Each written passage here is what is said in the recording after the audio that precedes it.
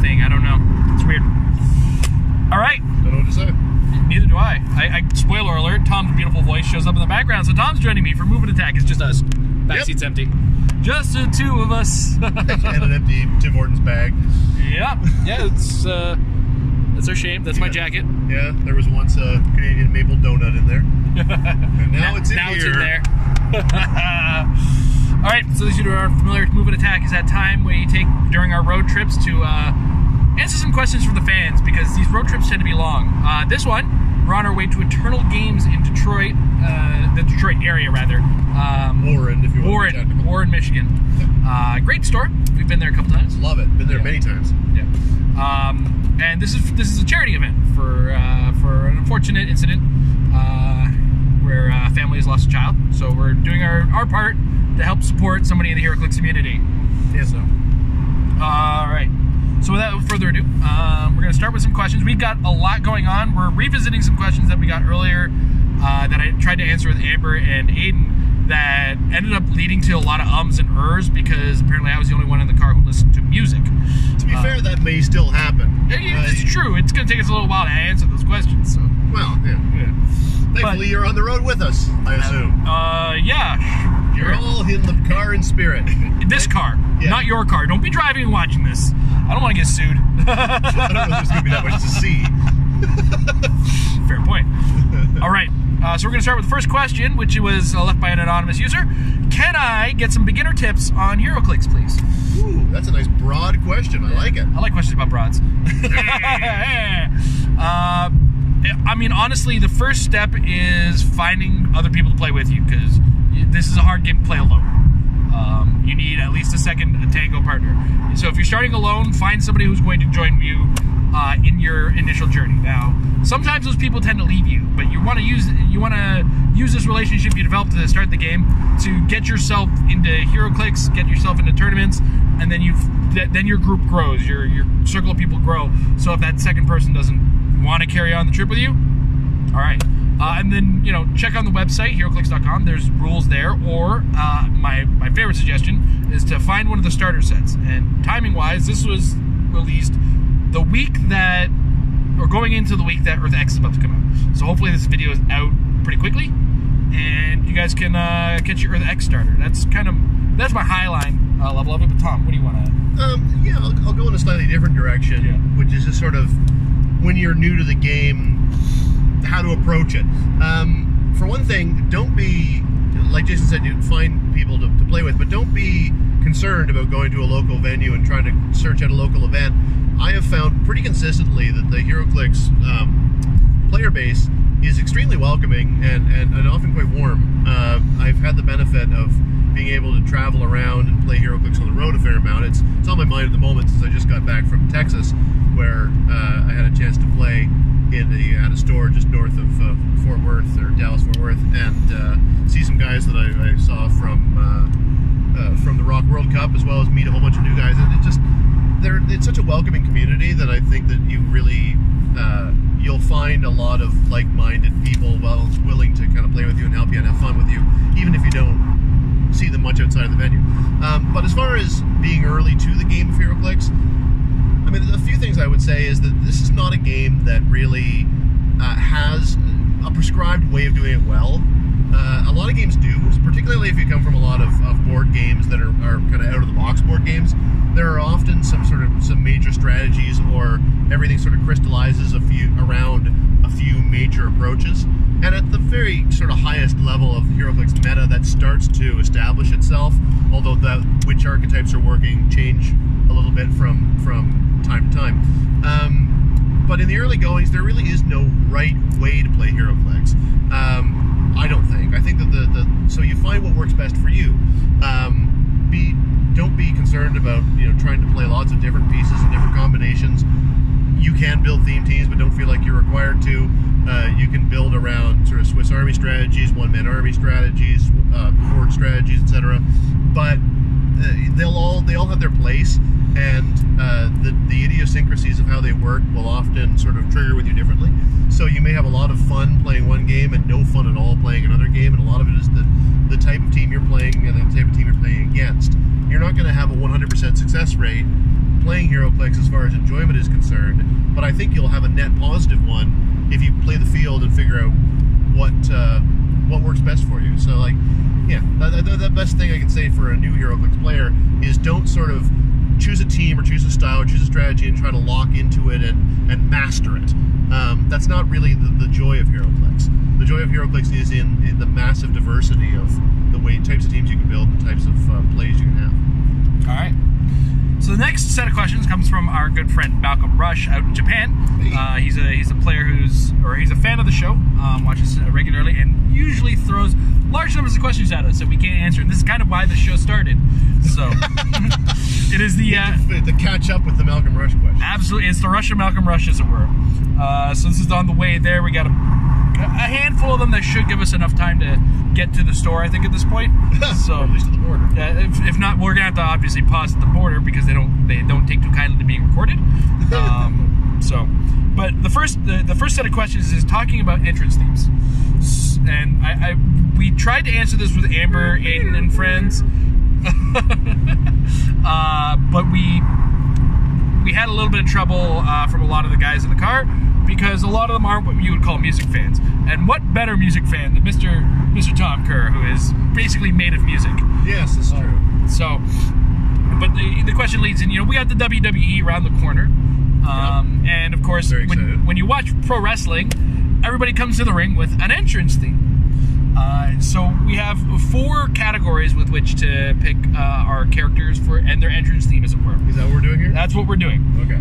So if you could choose entrance themes, you're going to pick a single character, a shifting focus character, which means you got to come up with music for all the parts of the shifting focus. Oh, goodness. A duo-based character, or a pair of characters who would work together. Okay. And then just a team. What would be the entrance theme for a specific team? And if one comes to mind right off the bat, kind of go with that. So I'm going to take a lead because all of a sudden I came up with one. Okay. And the team I'm actually playing here at Eternal Games is a monster team, and this monster team would definitely benefit from the Monstars track from Space Jam. I think that would definitely be the thing to start with Monstars for the monsters, as it were. So I'm going to start with that for myself, Tom. That's interesting. So you got to choose a character. Yep. And find what entrance theme would be good for them. Then a shifting focus character. You got to do this for all the categories. Right. It's a lot going on here. It is hard because there's so many different ways you can go with it. Oh, absolutely.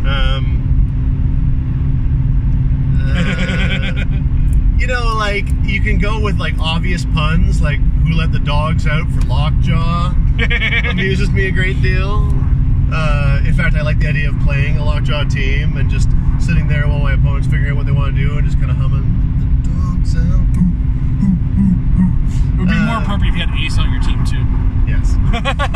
I mean, we were talking about this earlier because we were listening to some music and talking about wrestling and how wrestling entrance themes, in my opinion, I like them when they have some weight and some driving force. Like one of the great songs I always thought would be a good entrance theme was the Navras Geo Reactor remixing Don Davis from the Matrix Revolution soundtrack.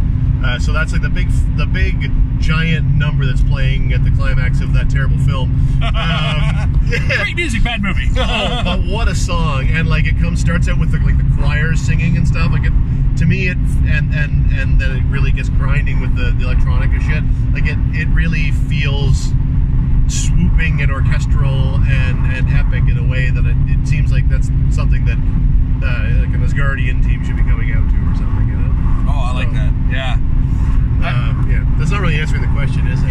You're kind of a little bit everywhere on parts of the question. I was going to take turns on which one we went with. That's why I started with a team. Okay, let's start out with Lockjaw and dogs, and then we'll go shifting focus is an interesting one. Yeah, because that's a hard one. You got to come up with all the pieces as you replace, right? The obvious one seems to be Deadpool. I think that they nailed the ball out of the park on the soundtrack of the Deadpool movies. That's true. Yeah. I love X Go and Give It to You.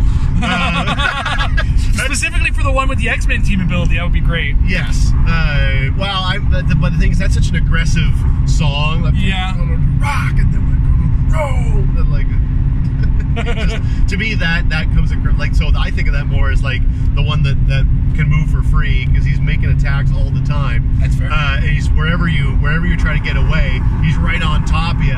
X go and give it to you. So the X-Force one. Yes, the X-Force one. Whereas like the one that goes tiny and sticks onto you and rides you around everywhere feels like some sort of schmaltzy love theme. Because that to me is Deadpool all the way. When he just keeps on wanting to hug you. So like, you know, Total Eclipse of the Heart is one of those things. I Can Wait Forever, my Air Supply, a lot of Air Supply coming to mind here. But then you want more of that. You want more of that grindy. You know, I just shouldn't have chosen Deadpool because there's like 9 different figures. You really put it out there. Right, exactly. I don't know. What do you do for what? This is a dialogue. We could tag team it if we want. Well, yeah. What do you do for like the close and range combat? Like, is there practically just a devoted range combat phase? A devoted. There is a devoted range combat. There is the devoted. It's a little campy, but it's Deadpool worthy. When it comes to range, he is shooting you, and when you die, you do get shot through the heart. That's true. So a little bit of Bon Jovi in there. It's not called Shot Through the Heart. It's called no, is it? Can never remember the name. You Love a Bad Name. Yeah, You Love a Bad Name. Yeah. That's the song, that's the actual name of the song. But right. We all know how it goes. Like everybody knows it by the chorus. Well, I don't remember like Close to You was off of one of the dance mixes from the 90s. That's I think was it Fun Factory or whatever that does the little I wanna be so close to you. I know the one you're talking about, yeah. So to me that seems like the close combat guy. Yeah, and it's a little on the nose because Deadpool would be like that. Yeah. That break the fourth wall with hero clicks. Like I want to be close to you because I want to cut your face. That's right. Exactly. Yeah.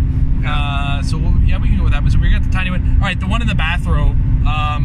Okay, so it's such. I feel like it's such because that comes kind of from the movie where they did that Ferris Bueller kind of takeoff. Like there's a song that's synonymous with Ferris Bueller, is there?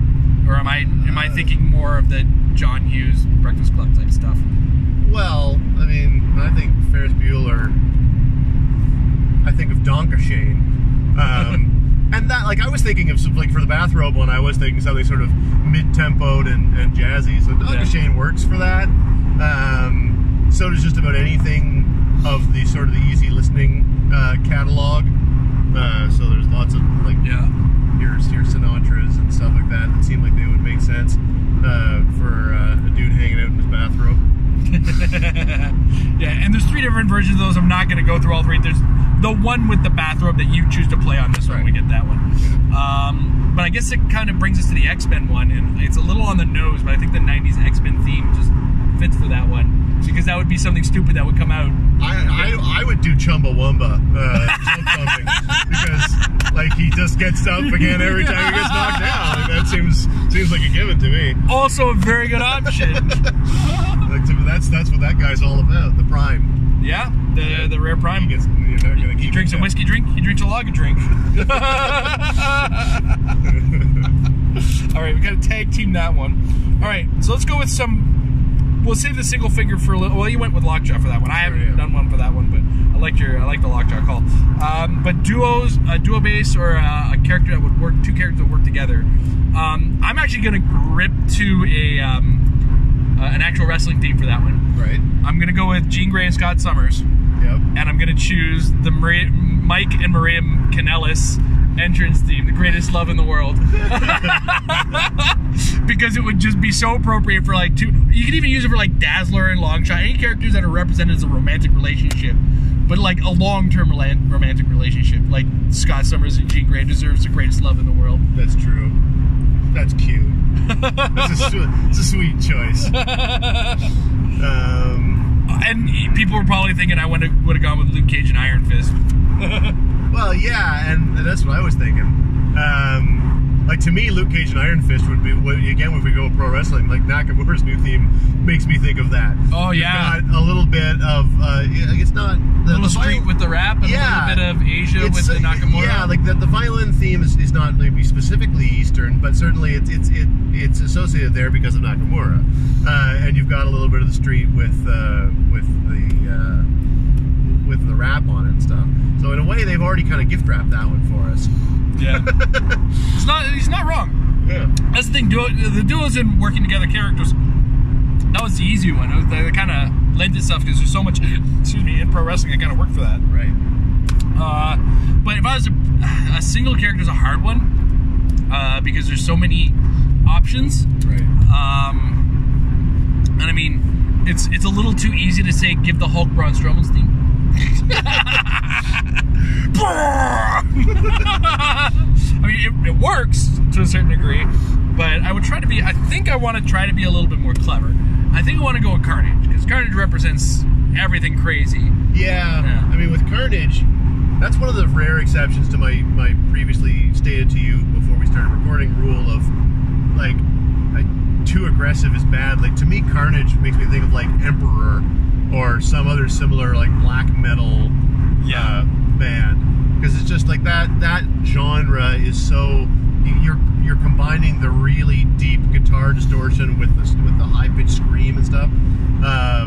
Like, to me, that sort of chaos speaks well of something like Carnage. Yeah, and I part of me wants to go with a little bit of prog rock because so often the drums are all over the place and like they represent that level of chaos, but I don't think enough of it is hard like we would want Carnage to be. Right. But, and I can't remember the name of the song, but do you remember the Mortal Kombat movie soundtrack? Well, yeah. Okay, remember that really awesome rock, like, rap, kind of really high-paced song that was on there? I can't remember the name of it. I think it was What You See / We All... Yeah. God, those songs always had, like, the longest names on the album. Yeah, I think it's called What You See, We All Bleed Red. I don't know what the artist was, but that had, like, that pumping, constant, screaming, chaotic rock to it. And I think that feels Carnage-y. I guess if you want to be on the nose about it, then just about anything by Cannibal Corpse probably fits as well. Just a little bit more roary though. It's like this one was screeching, high, fast-paced, like it kind of like almost to the level of rap. Right. Like I'd have to show you the song when we're off the air to really explain it because I think it's appropriate. All right, so we're out of the music. All right, Tom, you are the cartographer. Oh, and we have some questions in regards to maps. I feel like I'm getting behind on it because I haven't really seen the Earth X ones much. I just know they're cool. We haven't seen the Earth X ones much, to be brutally honest. So, but there's a lot of talk. I mean, the Wakanda one has a reroll Super Sense thing, awesome. which is, I think, all the time if you're in a hindering terrain in Wakanda. Avengers Tower, or is it Stark Tower? Whatever the tower is. Gives you some pogs, some Iron Men, as it were. Yep. Some men of iron. All right, but and Malcolm likes to ask a lot of the best and worst of us. Okay. So when it comes to maps, what do you think is the best and the worst map? You mean like right now? Just you could go all time. You can go all time. Well, unless that complicates it. Yeah, I'm still gonna kind of go right now. I feel like it's perhaps more relevant, and I'm just keeping my eye on where I'm going here. Oh, we're about to hit the border, aren't we? Not for another few kilometers. We can certainly finish this question. Yeah.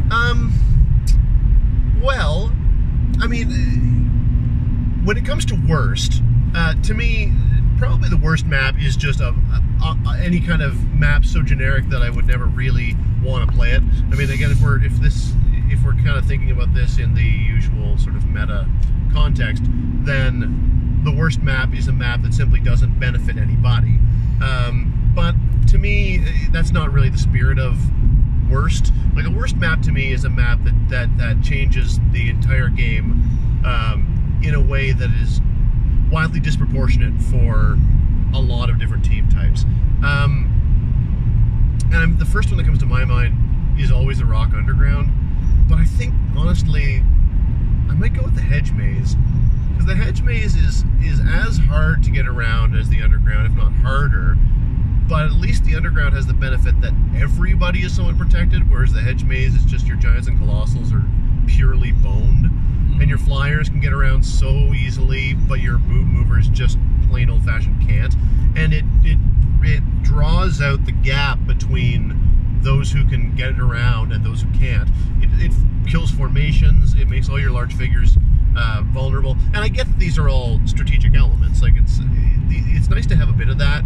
I think that you really need to have a balance when you create that type of a map. And if you overshoot that balance, you've created a map that is too detrimental to one team or the other based on just who wins the map rule. And so if I like the idea that a map is one of the tools in your tool belt, but I don't think the map should ever be the primary one. And so for me, the hedge maze feels unfair and a bit broken. That would be my worst. I mean, what would you do for worst? My worst has got to be Danny the Street, because it actually, on the same rule, sometimes the team will just not work for a turn, and that's on a literal one single die roll. So I just feel like because it can possibly stop an entire team from doing what it wants to do for a turn, it was too detrimental in its time. Right. And it was a consideration at times where I had to like go to competitive tournaments thinking, oh god, if I have to play against Danny the Street, my team might have this problem or this problem or this problem or this problem. So right. Yeah. As for best, that's tricky. At the moment, I don't know, it feels like a cop-out of a choice because I use it so much or because I personally like it so much, but the Iceberg Lounge, I think, has to be my favorite. I really love, first of all, I love free pogs at the best of times, but I like that map. It's got a little bit of everything. It's got some elevated, some blocking, some hindering, etc. It's a nice, well-balanced map. It's got water. I always like it when maps remember that water is a terrain type that is particularly beneficial to certain types of pieces. But the thing that also really works to me about it is the fact that the bystanders can start in the middle of the field changes your deployment strategy so drastically. And it opens up a whole new world of possibilities to have pieces that don't start in your starting area, but it's not, in my opinion, especially abusable because the pieces that you start with are quite set. Like, they have to be amongst those pogs. You only get 2 of them unless you've got a penguin, in which case you've got 4. But soon enough, it's going to be hard to really have any penguins that are viable in a competitive setting. So in that way, thus, the map is both good if you have a penguin and if you don't. It's better if you have one, but it still works without it in a way that, if you don't have a Harley, I don't know why you'd ever play the Harley bonus and stuff. And so I just think that it's a nice, well-balanced map that it allows some interesting possibilities. The layout of it allows good placement of special terrain if you have that. That can certainly bottleneck areas and force the combat to your advantage. But I don't think that it's too much of an advantage. I don't think that it feels unfair or what have you. There's no way to block off completely, for example, even with special terrain. And the mechanic of being able to start with bystanders halfway up the field changes your deployments in a really interesting and clever way. So I think it's my favorite right now. Yeah, my favorite is actually a two-way tie between the WizKids office and the Underground map, because while they are limiting to some movements, you mean the Star Trek Underground? Star Trek Underground. Yeah. Got to be very specific about that one. Yeah. For the reason that HeroClix has a lot of things that you've got to use. Movement, line of fire, and positioning, and both those maps really reward you for being good at both of those. And, you know, while it does kind of make it hard for some teams, unlike something like the Hedge Mage or the Underground, certain teams won't be completely shut down by the map. So I think that's why those maps, for me, are just favorites, because I love playing all elements of HeroClix. Like, the more of HeroClix I get to use, the better it is. So yeah, that's ultimately it. So we're hitting the tolls now. We're going to be talking to customs soon enough, I'm sure. So we're going to take a pause. Give it a pause. We'll give it a pause and then move on with the rest of the questions as we go. All right, we got ourselves through customs. The man with the rubber glove was surprisingly gentle. We are officially in the United States of America. And engaged. Yes. Yep, that's true. Always go into the U.S. for gay marriage. Yeah, exactly. that's how that works, right? All right, so the last question we left off with was, what is the best and worst map? Right. We had our answers. We had our answers. And now we're going to ask, what is the easiest and hardest map to play on? Interesting question. It is an interesting question. I'm going to say, as far as easiest goes, I think Amok Time might be one of the easier ones. It's just wide open with a couple little things in the corners. right? Yeah, it's really. I mean, I almost want to be that guy and be like, how do we define easy? Since it's so dependent upon your team. Like in some ways, Amok Time is a very difficult map to play on if you're playing a team that wants to try to protect itself from range and stuff, right? Yeah. So, I think you're right. I would say that Amok Time is the map that comes to mind that has the least stuff going on. Yeah. So in some ways, that's maybe the easiest. I can't think of a better example or a better way of defining easy. Yeah. It's like, where are the complications in a map like Amok Time, or the Turtles Lair is another one that's like really wide open. Hardest. Rock Underground. Rock Underground's definitely up there. Yeah. Hedge Maze is too. Yeah. Everybody talks about the Hedge Mage, and I feel myself a failure as a Hero Clix commentator as having never seen it. Oh. Yeah, it's worth looking up. I mean, the thing about that is that some people can, obviously flyers and giants can travel regardless of the setup, and other people who ignore blocking tree when they're moving, but not regular movers. And so that does make it challenging in its own way. Like there was an old, it depends on what you want to call it. The old Junkyard map is one of my favorite maps ever, but there was no direct way across the entire map if you didn't ignore terrain. So that made things a bit tricky. The Bizarro world with the constant elevation changes was just virtually impossible to read. So stuff like that, like maps that are either have really complicated or Byzantine special rules, or just have a layout that is difficult to wrap your head around, are probably the actual hardest, but they're the hardest for the wrong reasons. Yeah. Like the hardest for the right reasons would be something like the Rock Underground, the Hedge Maze, etc., where it is so it's so restrictive on a certain type of piece and certain types of builds and positioning. That's probably hard for the correct reasons. It's challenging the game, not just it's like Bizarro where you literally just don't know what you're looking at. Yeah. It's sort of a mess. Yeah, the Bizarro. I didn't even think about the Bizarro map, but that one. Yeah, it's hard. It's a mess. It was also the most frequently used to counteract the Beetle. Yes, or any multi-base carrier, although the Beetle was the only really viable one at the time. Yeah. But yeah. But I mean, like the Beetle could barely. It couldn't move out of the starting area. Yeah, it was kind of the skull ship on The Office. Syndrome. All right. So next question. Yeah. What do you consider when picking a map? Wow, we got like two guys you don't want answering that question. Oh no. Well, I mean, okay, you do want us, but that's an episode of a show all on its own. To be brutally honest. True. I mean, the obvious question for me is first of all, you don't pick a map. You pick 3 maps. So my general, very, very general rule is 1 map is the map that works best for your team. 1 map is the map that works worst for whatever your team's main weakness is, and 1 map is somewhere in between, or sort of a utility. Like it could be an alternate version of something that works well for you, or it stymies a lot of other things, etc. So like that's my general thinking on it. And when I say works best for your team, it's figuring out how your team wants to deploy across the field, and like does it need a lot of line of sight? Does it need to be? What can it go through? Can you move through walls but you're mostly close combat oriented? Obviously, you want something with more walls and stuff. And if you're very formation, be a big team with lots of big formations, you want to have larger open spaces. If you are particularly you're a bunch of Spider-Man people who can get over elevations and that, but it's figuring how you move up the board and how you go about attacking, and try to find maps that best suit that strategy. I mean, that's pretty high level, admittedly, but we only have so much time. Yeah, we got other questions to deal with. So Tom covered a lot of it, and the other thing is like if you're planning on hiding, make sure you can hide at the map. That's a big consideration, and that includes like I have Colossals. How do I hide my Colossals? You take them indoors.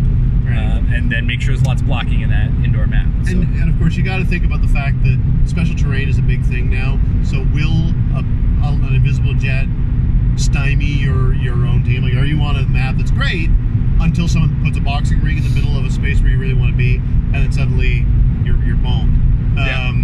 That's certainly something that these days we have to consider, which we didn't always have to.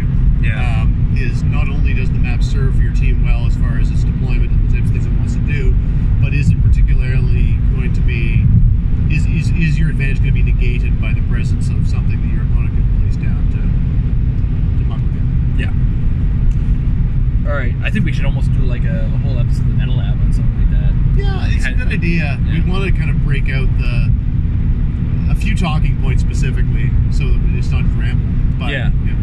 Because there's so many other considerations like that get into the fine details, like how you can move across that map in order to pull off an alpha strike, how you choose all that kind of stuff. It's also not like sometimes, and not all the time, but certain types of builds go in the other direction. Either you're building for a map, or you're building your team and your map choice sort of in tandem with one another. Yeah. So if you want to build a team based around carrying all your guys across the field and getting into your opponent's face, as there are lots of teams like that these days, then you kind of think about, as you're constructing the elements of that, to figure out exactly how much swing do you have, exactly where do you want to stop, what elements are you adding defensively, what elements are you adding for offense. You have to be kind of thinking at the same time. Are you looking at a map where you're corner to corner, 4 squares coming off the area? Yeah. What sort of map do you want to be like? Could you build a theme team, and what kind of map is going to best suit that theme team? I mean, that's certainly, to use the Gotham example, the Iceberg Lounge was a pretty major factor on the Gotham City team that I played at Canada Cup and others. And it was part of the planning process early. That wasn't like I added that map as a happy coincidence because there happened to be penguins on it. I wanted to have at least one penguin on my Gotham City theme team, which I kind of started with how do I make Green Arrow good, and then he's already good, but what can I build around Green Arrow that would be themey, and I liked the Batgirl so much that I wanted to run with that.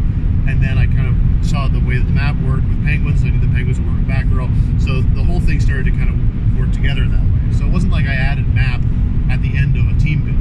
I was building as part of the team build. Yeah. All right. Speaking of maps with special rules. Yeah. What maps with special rules do you like, and which ones do you not like? I guess I kind of like them all, don't you? I'm a big fan of most maps with special rules. I can sympathize when a team or a map with special rules can totally blast a game out in competitive play. Like, I love Krakoa as a map. Right. Do not get me wrong. But I do understand that it probably shouldn't be played competitively. And, I hate when a map is given special rules and here even WizKids is forced to be like, you know what, we can't let people compete with this map. It's funny that you mentioned it, because when you first said special rules, I thought of like the optional map bonuses. But you're right, if you expand it to just all special rules, yeah, then there's actually quite a lot that are good and bad. Like, I've never been personally a big fan of the speakeasy. I see what they were going for, but I didn't care for it. Yeah, too janky kind of for me. Special rules that work really well for me, like I always thought the Bifrost was really quite fun. Oh yeah. Although there have been a couple of builds over the course of time that have gotten close to being able to really exploit it. I don't think any of them have been so good as to be game breaking in that way. It's more like they rewarded smart design on a team by having a map that suited its benefits in that way. But it never felt to me like the Bifrost beat me, or if it did, it was because of the fact that I wanted to build a very specific team for that very specific purpose, and took the risk of losing the map. So I like that one a lot. Of all the different you fall and you die maps, the Bifrost is my favorite. Yeah. Because it's tricky to use, you can make use of it, and you can also kind of make up things that can make use of it. I mean, I know at one point I was using Bifrost on my Devil Dinosaur ID card team, and I included the uncommon Superman because of the change to super strength, and the fact that he could use knockback. There was a chance that I could hit somebody for like 6 damage, knock them back into oblivion. Yeah, and like the fact that it was accessible to all. Like there had been a bunch of old like open air maps where the open air was in the corners for some strange reason. Yeah, and I think they were maybe afraid of the mechanic being too overpowered. But I like the fact that this was midfield, but it's still there are lots of ways of not getting into it. Like there's a lot of blocking in the way for the most part. There are only a couple of entry points, so it's not super easy to knock somebody into the Bifrost. Oh, in the no. way of like the ultimate sacrifice. Yeah, but I think that's a really good one. Yeah. Danny the Street, you mentioned earlier, is a bad one. I agree. Yeah. In fact, Danny Street for me was always worse than Krakoa, but oh yeah, Krakoa is bad as well. Krakoa leaves smiles. Yeah. Danny the Street leaves frowns at bad times. Yeah, it's just Jay loves Jay. Yeah. Well, Jay loved Danny the Street because it worked fundamentally with like the Quinjet teams, because the Quinjet flew, so it didn't really matter. Yeah. And it could also occupy multiple terrains. So directionality didn't matter for a team like that. And when he played against me and used it, I was like, well, okay, we're going to be doing the same thing here, Jay. I'm going to go out and make a bold statement here that I don't like Recon very much. This is the existing Recon from Avengers. Yeah, not the upcoming one for EarthX. Yeah, it's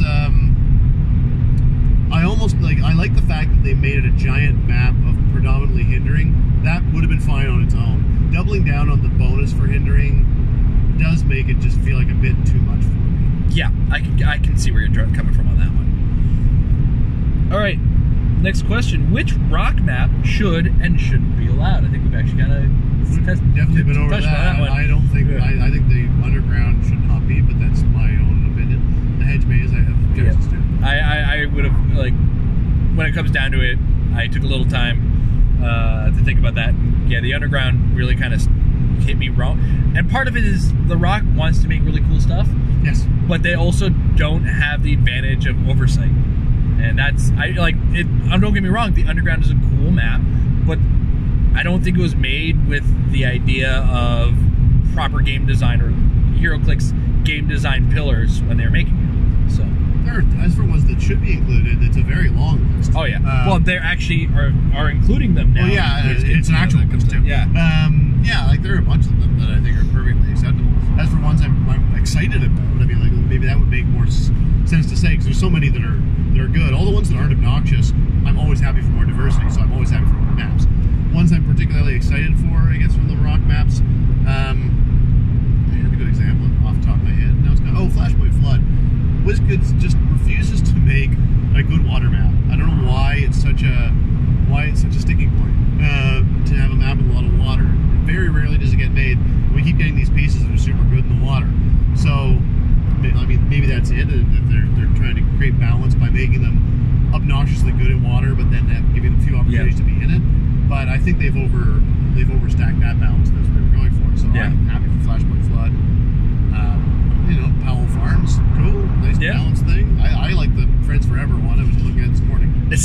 How do they make the 4 Points guys make such eyesore maps sometimes? I love it so much, though. It's so bright and artful. And I love the amusement park or whatever, like the actual map of an amusement park, basically. Yeah, it's such a good idea. Included with a legend, and he's so clever. Like, I really appreciate the cleverness that goes into thinking of that.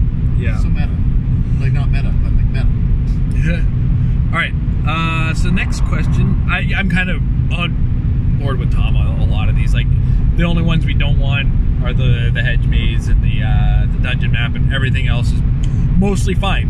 And already going to be legal. The only one I would have had a question about is already on a rock rotation out, and it was that one. It was like kind of like a power plant, but there's that one corner where some teams just couldn't occupy any squares in it, because it was you could be in it, but if you had like phasing, you could get inside of it, and that was it. But if all of a sudden you lost phasing and I had a way in and out, you're just gonna sit there and suffer. And like, it's a chuckle, but there should never be a lockdown position. Which, I go back to the days when the Rock didn't allow orange rules on maps, and then the moon was just not going to work. You knock somebody back into lower elevation that can't get above elevation. Goodbye, good game. Nice seeing you. That was just not fun for some players, I'm sure. All right, when choosing map, do you prefer indoor or outdoor? That's such a depends question. It completely depends on the team. Yeah. I mean, all things being equal, I don't even know if I can answer the question. All things being equal, I guess I generally want to have, these days, the ability to shoot down my opposing retaliators. So, if all other things being equal, I guess outdoor. But that's an impossible question to answer without knowing the team. I was going to say, because as a person who does play with a lot of Colossal Retaliators, I prefer indoor. So that people like Tom can't shoot my Colossal Retaliators. Right. There we go. I guess we got opposing views on that one. I guess. All right, and now if you're to suggest a map that gets made by HeroClix or WizKids, a map, like a location, I'm like staring at my chest, a location that hasn't really been made. That would be it. Right here, the forest of Jason's chest. Pure hindering terrain. What would you make? We're talking in this case not so much Like locations in mechanically, comic books that haven't really been touched on. Or you could throw in a special rule if you think it's I think they could do more with horror stuff. Like I really enjoyed the horror Clix maps, both the graveyard and the crumbling mausoleum. Well, the crumbling mausoleum was the graveyard, Yeah. and then there was like the haunted mansion. I thought those were both really cool, and I would like to see stuff like that. Because I think a nice generic haunted house would be kind of cool. You know, That'd be perfect for a rubberized map too. Yeah, it really would. I think it would look cool and it would be themey and fun. Yeah, and it's very generic, so they can sell it to multiple people. Right. So you make it packaging with the Undead set when they do Undead Series 2. If they do Undead Series 2. Yeah, something haunted in that way. I would go with Doomstadt, Dr. Doom's castle, and with the new special rules, I want to be able to make Doombots. Right. You don't consider the one for the Fantastic Four starter. No. Where you start in the middle.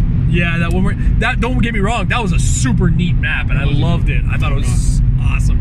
And the fact that you had to like run a lap around just to meet each other in the middle, or you had phasing and were suddenly in your opponent's starting area. Yeah. That was kind of fun. All right, so we had some of the New Year questions, and we're well into it's February now, 2019. So some of them we already have information for. But that said, which sets are you looking forward to in 2019? All of them. We are nuts for this game. Yeah, so. and like the particular themes they're choosing really resonate with me. Like Earth X, I'm very happy with already. I enjoyed the comic series quite a lot, and I think that's a good inspiration for a new set. XMen animated, I'm over the moon for. I grew up with that show, and they knocked it out of the park with the Batman animated set. So maybe I'm setting myself up for disappointment, but I don't think so. I think that there's a lot of or maybe they're setting themselves up for disappointment. Maybe, but yeah, no, I think that's going to be pretty great. What else is coming? There's another one that I was thinking of. Marvel. I think the only other one was X-Men Adventures that was announced. No, Black Panther and the Illuminati. Yeah, that too. Illuminati. Because we're going to get the Infinity Gems and stuff. Yeah, welcome back, cool. Infinity Gauntlet. Yeah, it's fine. Yeah. It's not official yet, but I'm hoping this is the year we get our first look into what they plan to do for WWE Clix.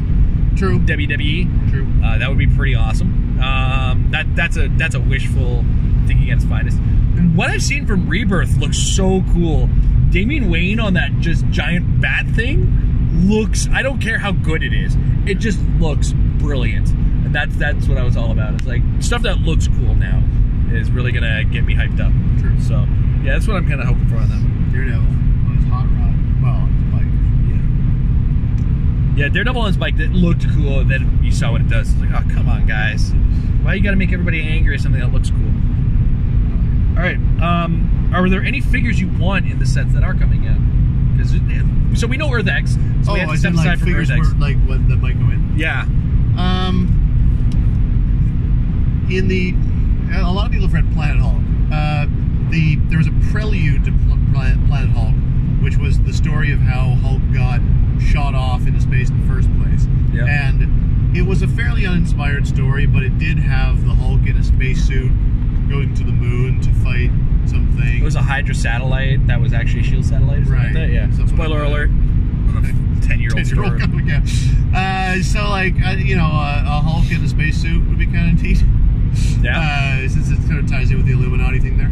They also, the Illuminati comic series reimagined the Beyonder as, an inhuman mutant.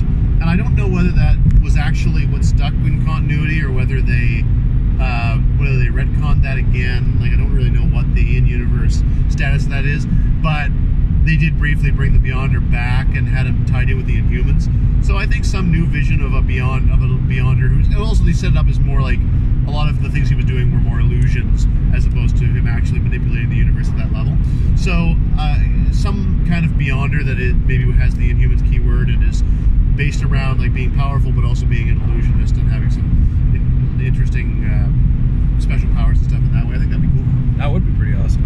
God, you read so many more comics than I do sometimes. I don't get me wrong. I read. Currently, but. Yeah. Dr. Doom. Give me my Doom. I mean, I think the Illuminati set would fit for it. They've kind of clashed a couple times. So, I don't know. I'm going to continue to beg for it until I get it. And I hope that the X-Men animated series has, like, a Wolverine who gets, like, Battle Fury and +1 attack and damage when, like, a friendly character named Morph dies. Yep. You can just laugh about them creating a useless character who can die and just...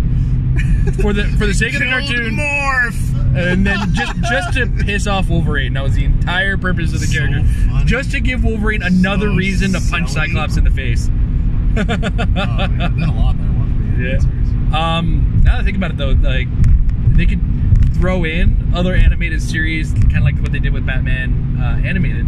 They also threw in the Justice League Unlimited. True. So, you know, that very short-lived and terrible Fantastic Four cartoon would be nice to throw in there. You keep going to the Fantastic Four. I'm going to the Fantastic. I'll be happy when it gets to us, but I can't hold out hope. Look, I just want a Dr. Doom. He doesn't even have to be good at this point. He won't be. I know he won't be. He'll be nothing but disappointment for When me. has he ever been? When I win worlds and design that Dr. Doom. People liked my Dr. Doom. Yes, that's true. All right, but what other sets?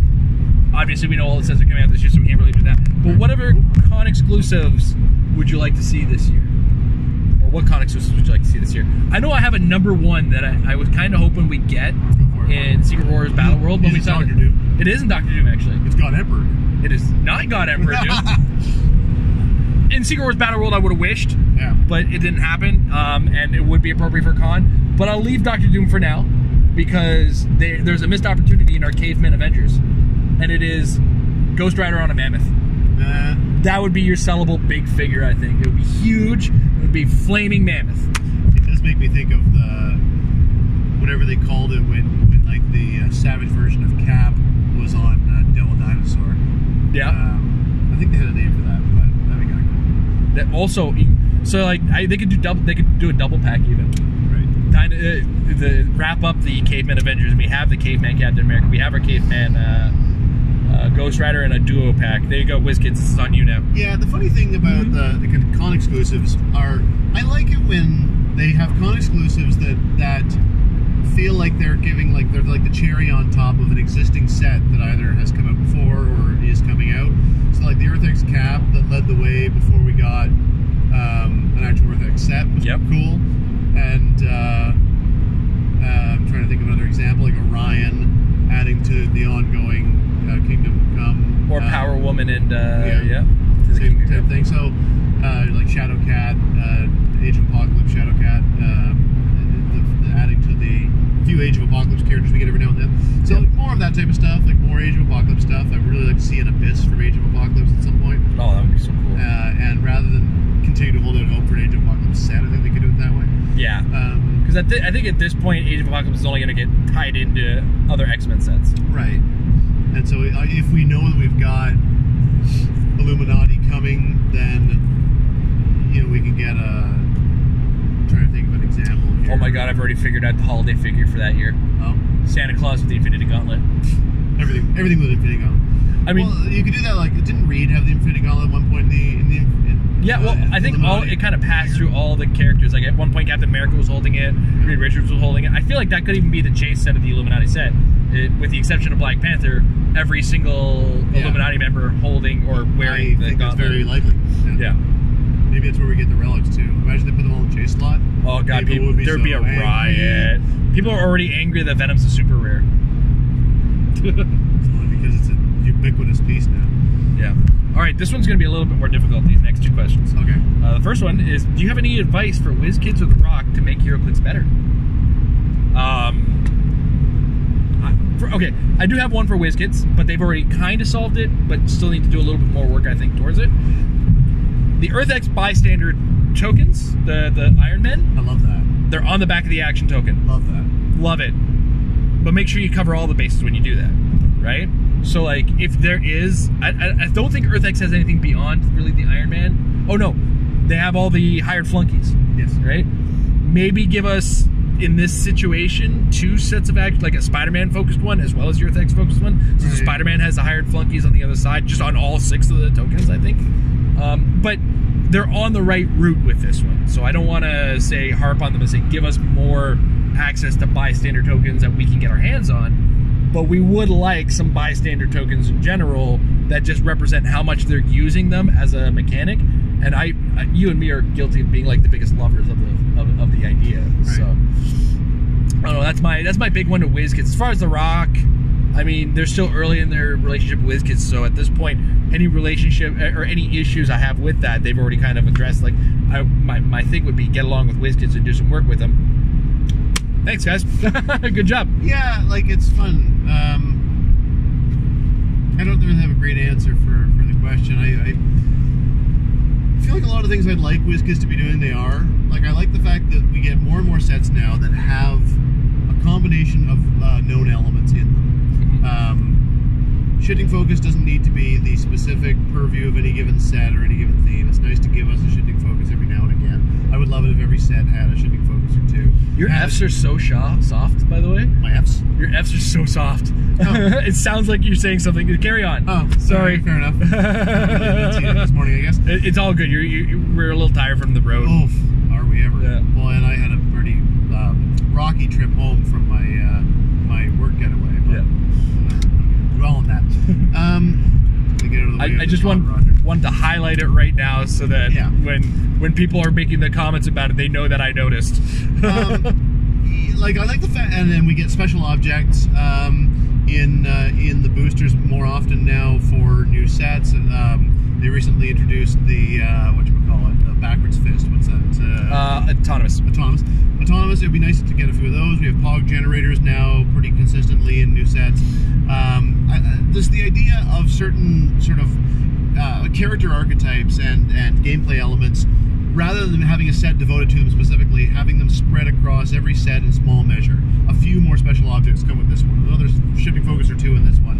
Another few POG generators here. They're all kind of there, building towards the ongoing tapestry of the game. I think that's good and beneficial. It stops you having a thing where you kind of bottleneck game elements all around one or two sets, and everything kind of rolls through in perpetuity. I think we'll especially see that as sets start to retire. The mosaic changes rather than the entire thing changing. Yeah. So that's great, and I love the special rules on maps, more maps. The fact that it does seem like whenever they do special rules on maps, that the starters have 2 double-sided maps on them rather than just one. I think that's great because more maps are always good to me. Yeah.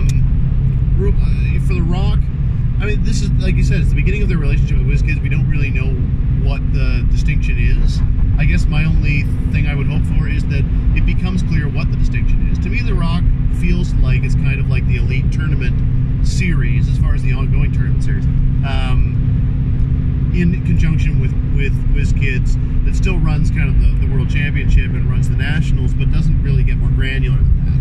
So the WizKids have a few of the major events, and The Rock is what keeps that competitive scene bubbling and spreading across, across the space and time. Sounds weird to say. But that's what I would hope to see more of, is The Rock carving out its own, maintaining some of its own identity in conjunction with its relationship with WizKids. We'll see. Yeah. All right, and the last question that we have on the way to the venue, because we are going to have to try to do this on the way back, depending on our condition. Do you have any suggestions, advice for players to make the game of HeroClix continue to be as good as it is? That's a hard one because I don't want to sound preachy. All right, Jay. Oh, God. No. All right, what did I do this time? Stop playing so many damn pogs, Jason. I can't help it. A lot of the same things come up over and over again when you get questions like that. Yeah, where it's like continue to be good at sportsmanship and be friendly. Do remember that there's no money on the line in these tournaments. Not anymore. No. Ever anymore, for that matter, or unless somebody starts something, in which case you're on your own, buddy. But when it comes down to the grander scale of things, like I think for the most part the player base is familiar with it and understands it and recognizes that we're mostly doing this for more figures or kind of a bragging rights, as it were. I guess the only thing I can think of that isn't just a rehash of things that have been said 100 times before is, as players, be a bit more proactive to offer information or offer opportunities and that will make the mutual understanding of the game go better. One of the more interesting things I come back to a lot is like there was an episode of the Majestics podcast a while back where Paris came on and they were talking about soft cheating. And although they never really hammered out a specific definition of it, the idea of it was that it's all the little things that you kind of do to put yourself at a degree of advantage or to maybe provide some misleading misinformation or whatever, where it's hard to really pin it down as specifically cheating, but it's putting you in a position of advantage in a sort of an unsportsmanlike way. So, although I don't think they use this exact example, one thing that always comes to my mind, and I think that you are actually guilty of this, Jason, so I'm not picking on you, but there'll be people who will say, I'm not going to take out my ID characters, they're always going to be in this bucket. I'm going to, I need to see my mirror for a second. So I'm going to just have the ID cards in a stack here. Here's what they are, and I'm going to put them in a stack here, and all my characters will be in the bucket. And like, it's not cheating. There's nothing wrong with that. But if you have the opportunity to take them out so it's clearer, that will make the game better for your opponent to be able to see what your opportunities are. Now, maybe it's an advantage to you if your opponent isn't immediately thinking what all your opportunities are, but that's not the type of advantage that I think is good for the game. So if you've got the opportunity to either unpack your team and just sit there, or you have the ability to unpack your team and say, hey, you want to look at the cards first? Do you know how this guy's effect works?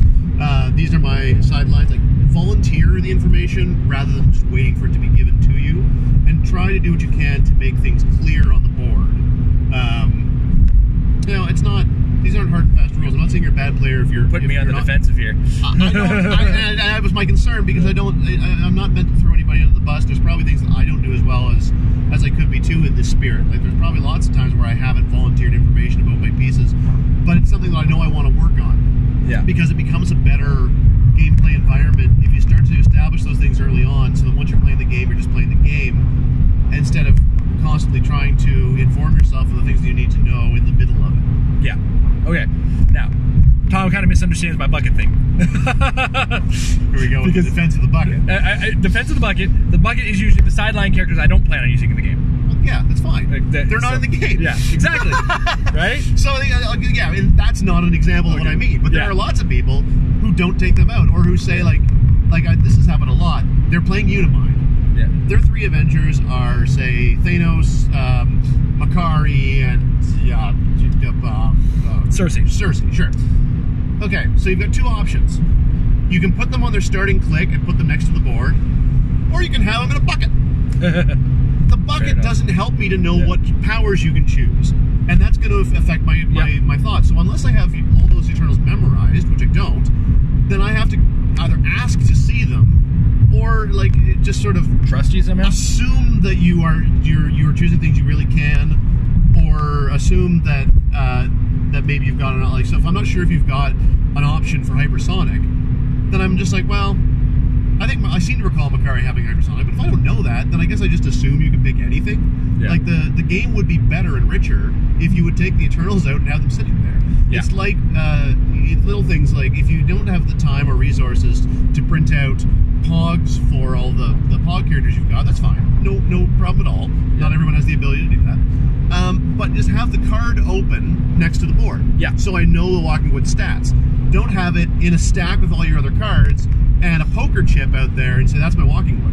I was like, well, that doesn't mean anything to me because I don't know the stats of the Walking Wood off the top of my head. Yeah. And there's a general feeling, particularly at the competitive level, that if you're a competitive player worth your salt, you've got all this stuff memorized. But that's not necessarily true. I can't remember the defense value on the Symbiont Pogs. I think it might be 16. I honestly don't know. Maybe it's 17. It's 16. Okay, great. It's 16. But I don't know that. I don't know their movement value off the top of my head. And little things like that will have an impact on the game. And I think that the game play would be better if that stuff was more transparent. So it's great on WizKids that they're making these pogs that we can use. But if you don't have access to them or whatever, no problem. Just make the information accessible. Yeah, I get you on that one. Almost felt a little attacked on the bucket thing, but I had to correct you on that one, so it was that's fine. Well, then you're not the one I'm dealing with, but there are those who do that. Yeah. Basically say, here's my ID card stack, and here's my bucket of characters. Yeah. What I will do is I will double check with my opponent if they're cool with because I do carry it nowadays with the monster team. Right. Space is often limited, and putting 9 sideline characters off to the side, sometimes I don't have that space. Right. I will make the cards available to my opponent. Just be like, here's the characters I have on the sideline. Do you have any questions? Yeah, obviously practicality rules, right? I'm not saying that you should be inventing table space that isn't there, but where you're faced with a challenge, try to find a reasonable solution and explain it. Also, that's another thing that's important. Explain at the beginning. Here's what I'm doing. Yeah. I'm usually the guy that's in favor of what Tom is saying, is completely communicate everything on the board. It's why I have such a massive collection of bystander tokens. Transparency is, I think, an important thing, and it does make the game better. Every now and again, being a bit obfuscating can put you in a place of advantage. I can see how some people might try to sort of game the system in that way, where they're gaining a sort of a soft advantage because they're not giving all the information that they could be giving to their opponents. But ultimately, that's not going to make you a better player. It's not going to create a better play environment. Yeah, maybe win a little bit more, and if that's all you care about, then rock on. But my other piece of advice for players is there's more to life than winning. Especially at HeroClix. Yeah. winning may be important to you, and I absolutely agree with it, but let's get there in the right way. Yeah. There's a game I can suggest to you if you want to make winning life. Right. True. So, that's about all the questions we have for the way there. We're getting real close to the venue, so yeah, we're okay, and we've got like 40 plus minutes here, so yeah, grab a pop or whatever. Woo! All right, so we'll see you guys on the way back in a way more exhausted state than we are right now.